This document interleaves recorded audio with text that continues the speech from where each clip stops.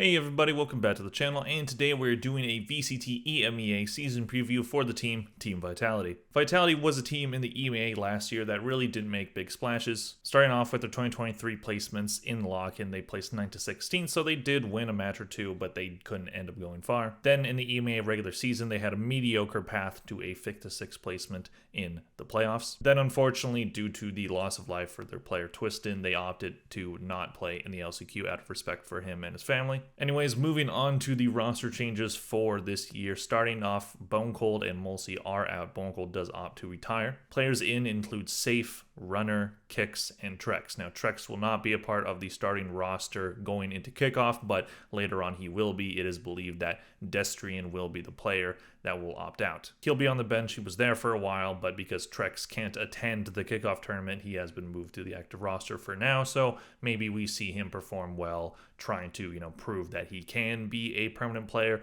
or maybe just trying out for other orgs. Championships won by the org R0, and for their 2023 MVP, I chose Center. He's our IGL. He had a good season last year despite their team's mediocre results, so I did pick him as an MVP, but you probably could make an argument for other players. Moving on to the 2023 stats for all of these players, the first 4 of them playing in Tier 1 last year, then the other 2 playing in the Tier 2 system. Starting off with Center, he had 483 kills, 469 deaths, 141 assists for KD ratio of 1.02. Mainly sticking with Sentinel with Killjoy and Cypher, but playing a little bit of Viper. Center was good last year. He's been good for a minute, so we'll see how he can bring this newly formed roster into a competitive position this year. He also has not attended an international tournament, so he's probably pretty hungry to get going and finally get to one. Moving on to Destrian, who definitely had a rough season last year. 392 kills, 462 deaths, 281 assists for KD ratio of 0.84. He started the season playing smokes with Astra, Harbor, and Omen, but then ended the season playing a little bit of Initiator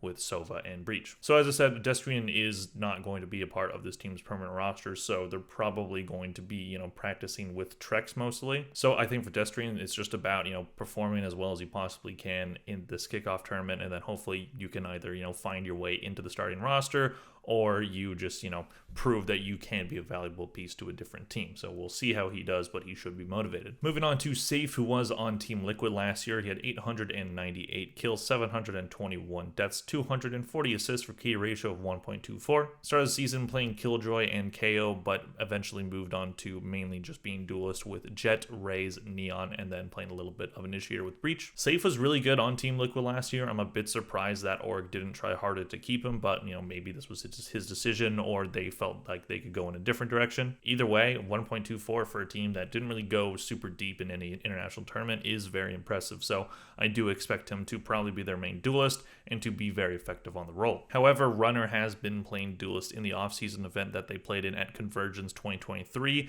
and while he has been playing a bit of Sentinel, so we'll see if that sticks. I do expect Safe to probably get some duelist time, but hey, maybe he's just more comfortable on that Sentinel role and Runner can fill that duelist. Moving on to Trex, who was on Koi last year. He had 579 kills, 514 deaths, 246 assists for KD ratio of 1.12. Last year he played Sova, KO, Raze, Sky, and Viper. So mainly Initiator player, and that is probably what he's going to be playing on this team as well. And he should be a solid pickup. He had good stats on a team that really was pretty bad last year in Koi. So whenever he gets into the active roster, probably during the regular season split, hopefully we see Trex really bring something new to this roster that helps them get over the hump. Moving on to the Tier 2 players that they brought in, starting with Runner. He had 905 kills, 808 deaths, 223 assists for KD ratio of 1.12. Mainly playing duelist last year with Jet, Raze, and then he played a bit of Sage as well. So if Runner does prove that he can be the main duelist on the team, as they have been running in just the one off-season event that they've played so far. So if Runner can prove that he is fit for that position, then they should be in a good spot, because then Safe can be a bit more free. Moving on to Kix, he had 418 kills, 378 deaths, 262 assists for KD ratio of 1.10. Mainly playing Initiator with KO, Breach, and Sky, but a bit of Sage. Decent pickup, it seems. He had good stats as well, so